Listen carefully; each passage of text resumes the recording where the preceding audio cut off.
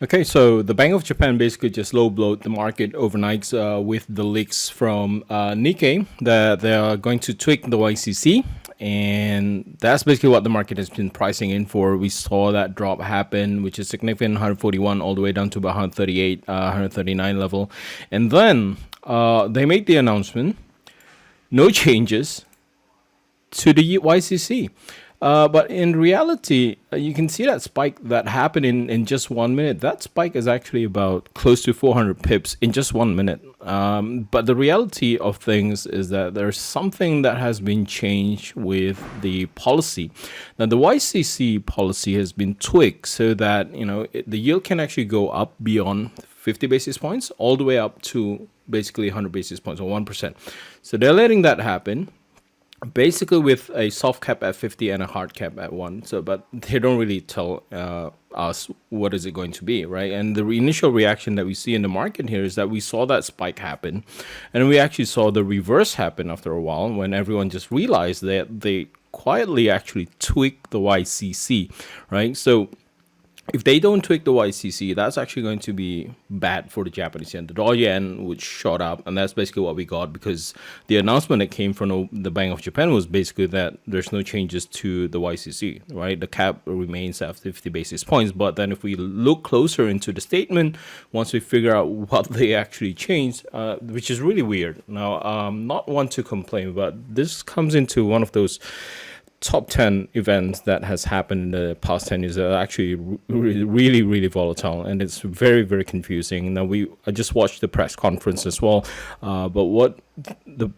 Bank of Japan is basically putting out is this: there is a 50 basis points yield cap, but they will allow that long-term bond, the 10-year JGB bonds, to actually go up to 1% in terms of yield.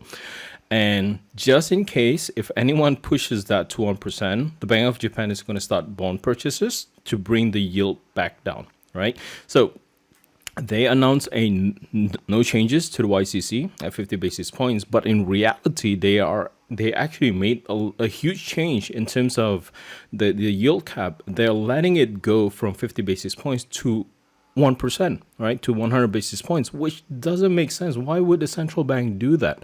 This is really frustrating, because we saw that confusion happen in the market. We saw that movement in the market. And if I were just to point out that 1 minute spike that happened, that's 342 pips. Now, considering where that is and where market kind of bottoms out, it is a huge move. That's basically up and down about 384 pips, and all of this happened within a period of just maybe half an hour or so. So I don't quite get it. Why would the Bank of Japan say there's no change to the YCC, but in reality they actually changed it to 1% in terms of the yield cap? So they should have just come out with that 1%. It would probably throw in less confusion in the market. And what's really confusing is that I was watching the press conference itself, and the way it was basically being asked, how does this work?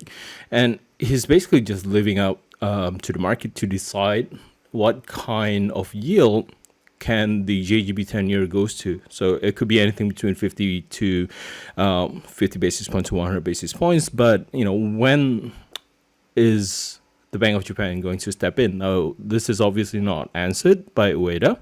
And was basically just saying, like, the whole point with this is, we're not going to use it unless we need to. But, come on, guys, you leave it open to the market to push that yield up beyond 50 basis points. Market's just going to keep pushing it.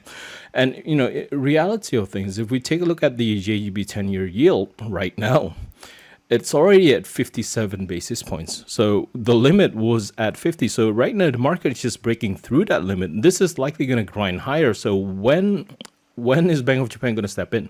So this is causing a lot of confusion right now. And you can see from the movement on the dollar Japanese yen itself, as we speak right now, it's starting to recover a little bit, but it's it's basically not going anywhere. If we take a look at the movement here before and after, price is just within range, within that 139, 140 range, and it's not establishing itself as, are there buyers or sellers in the market, because everyone's just afraid right now in terms of whether or not they should act on trading the dollar Japanese yen. So I think there's a lot of confusion that goes on in the market right now. It's not quite stable as it is. It is a big event. And I think a lot of traders are still processing what does Bank of Japan really means.